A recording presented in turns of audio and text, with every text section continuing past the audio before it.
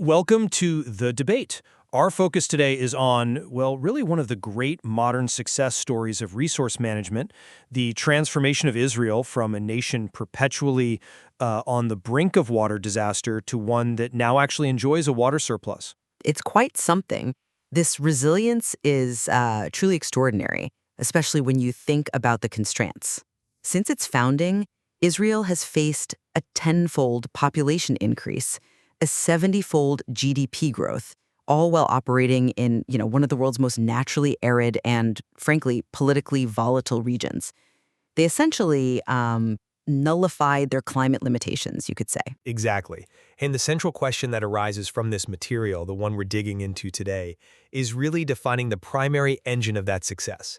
So we're debating whether the success was primarily driven by the unique centralized system of governance and culture established early on, which created the necessary political and economic foundations, or if it was fundamentally driven by the later development and large-scale deployment of replicable advanced technologies like desalination and drip irrigation. And I'll be arguing that while, yes, strong governance was a necessary staging ground, the ultimate security, the abundance, and the economic stability really came from those technological revolutions. These provided essentially manufactured water independence, enabling them to literally transcend the constraints of geography and natural rainfall. I see why you emphasize that technological leap, absolutely.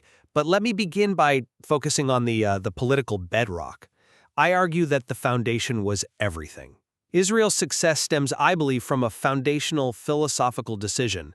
The state asserted absolute control over the resource.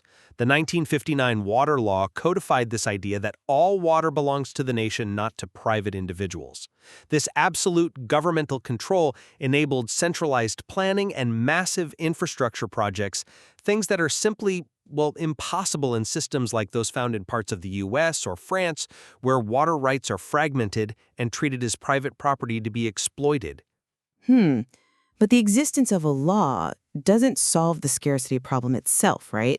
It only dictates who gets to manage that scarcity. But it dictates how you can manage scarcity, and critically, how you can enforce conservation.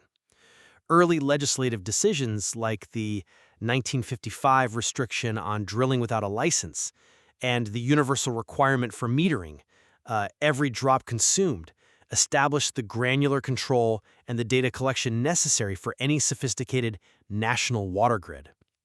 Without that absolute control, the government couldn't tell farmers where or how much they could draw, and the system would have collapsed under the pressure of overuse, just as we have seen, frankly, in the depletion of the High Plains aquifer elsewhere. Okay, while that initial national planning was undoubtedly necessary, I'd say, to unify the disparate, fragmented natural resources available back in 1948, it was technological innovation that solved the underlying resource scarcity. Planning, however brilliant, can only allocate what nature provides. Technology, specifically the R&D culture Israel cultivated, well, it creates the abundance nature denies. That's a compelling argument regarding the power of creation, but let's look at the implementation. Okay. Consider agriculture first. The invention of localized drip irrigation by Simcha Bloss, later commercialized by Neta Farm, in 1966 was transformative globally. It revolutionized efficiency, saving 40 to 70% of water compared to traditional flood or sprinkler methods, and often, more than doubling the crop yield.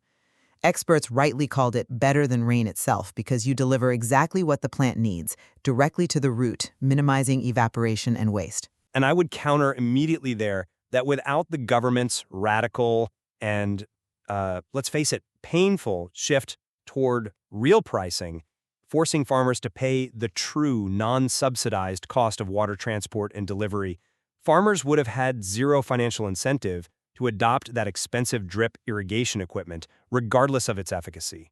The technology sat ready, yes, but it was policy that pulled the trigger on widespread adoption. I absolutely agree that real pricing is key. And look, it's a replicable economic policy. That's important. But the impact of technology goes far beyond agriculture. Look at the national supply stability. Massive seawater desalination plants such as Sorak, which is among the largest globally, now supply the equivalent of, 94% of Israel's household water consumption. This flood of manufactured water stabilized natural sources like the Sea of Galilee and the coastal aquifers, fundamentally removing that existential threat of drought. That's a powerful statistic, no doubt. But let's shift focus slightly to a crucial point of contention: the necessity of that collective ownership model versus maybe the practicality of simply adopting market incentives globally. You acknowledge the planning was necessary, but I believe the collective ownership model was essential. Political geographer Professor Arnon Sofer observed that although Israel generally embraces individualism, the kibbutz approach, the collective good, makes the most sense for managing water. The government's authority, granted by that water law, allowed it to impose universal sacrifices, like rationing, in times of drought, preventing the kind of catastrophic overdrawing of resources that occurs when private rights holders race to exploit the common pool. That level of compliance and unified action only happens, I argue, with centralized ownership.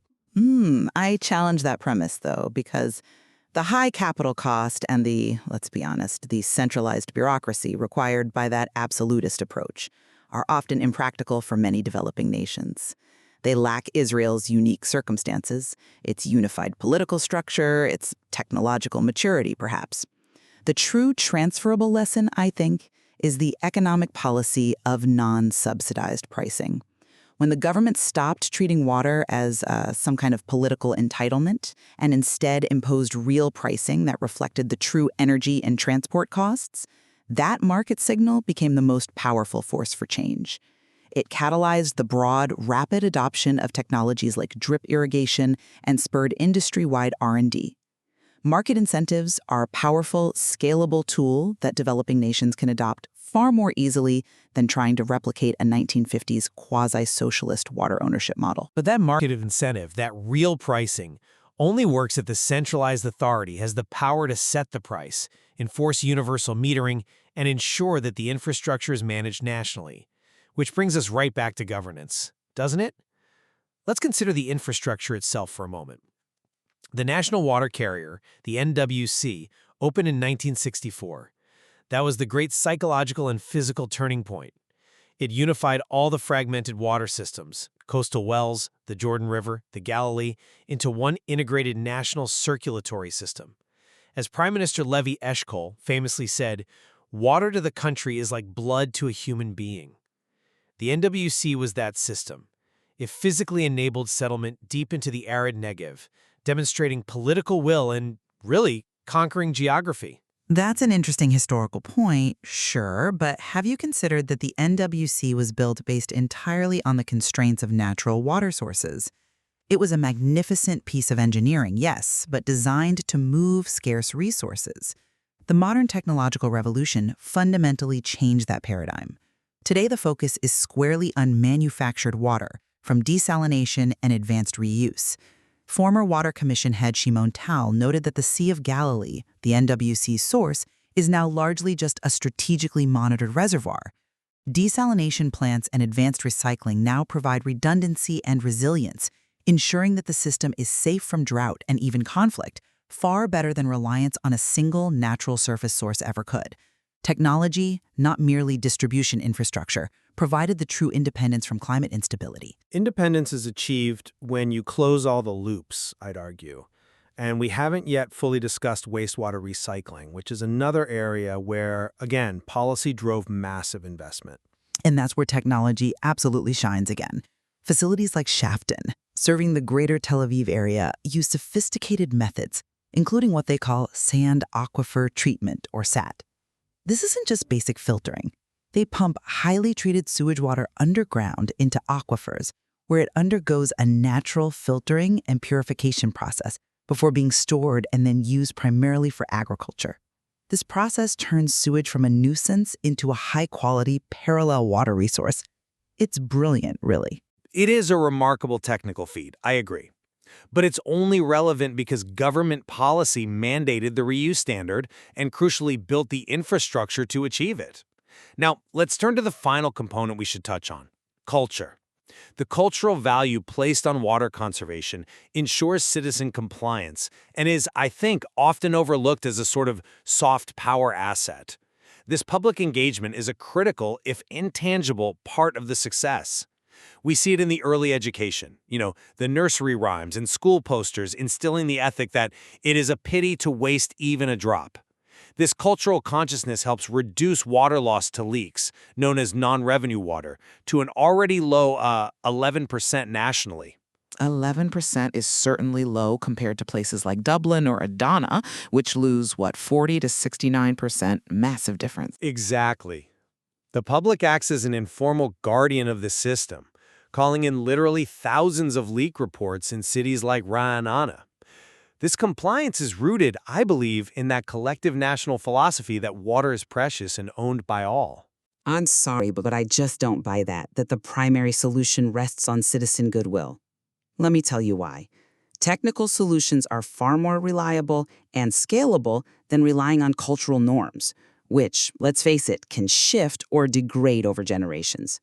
Innovation like distant meter reading, or DMR, technology allows utilities to monitor consumption profiles remotely and detect leaks within hours using precise consumption fingerprints, often before the customer even notices anything is wrong.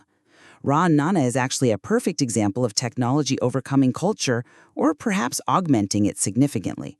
When they started utilizing DMR, they reduced their leakage rate further from that already low 11% down to just 6%.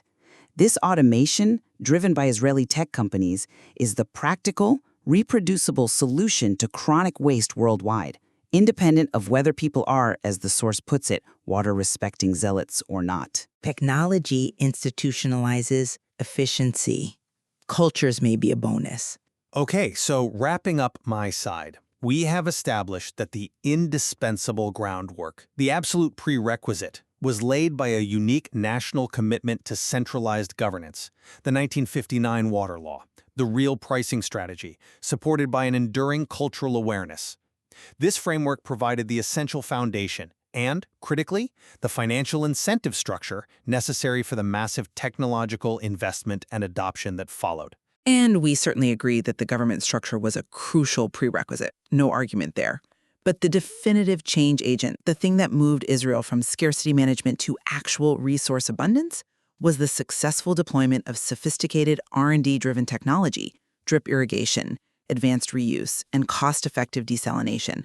That now grants Israel a water surplus and offers the most replicable lessons, I believe, to the global community, regardless of their inherited geography or political structure. So the Israeli story illustrates that achieving true long-term water security demands both, it seems, the strong political will to centralize control and price the resource appropriately, and the relentless commitment to funding and deploying technological innovation.